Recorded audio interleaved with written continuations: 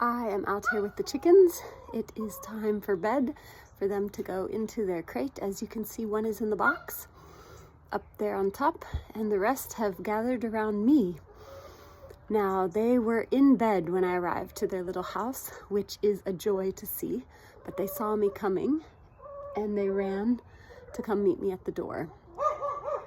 I will say, when they first moved into this house, they did not know to go in at the right time, and I had to come out here and call them to go inside. And it took a while for them to, one, learn my voice, and two, learn to trust me. And at some days, even after they learned my voice and learned when I was calling, I was going to offer food typically.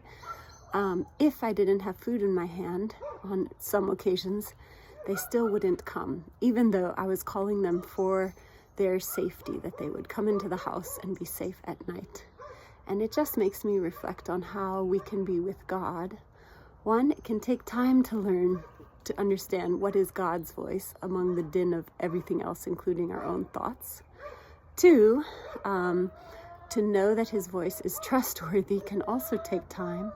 And then three, if God is saying something, but we don't see the good thing in his hand at that moment, even though we've seen him provide before, we can think, oh no, I've got a better plan. I don't want to go into the house yet. I still have more fun things I'd rather do. But God is a trustworthy God, and if he says it, it's worth doing and worth obeying, because we don't know the bigger picture, whether it's a hawk in the air or a bad weather coming, or it's just time to go in under the shelter of his protection. And I love the verse in Isaiah that says, he will shelter you under his wing.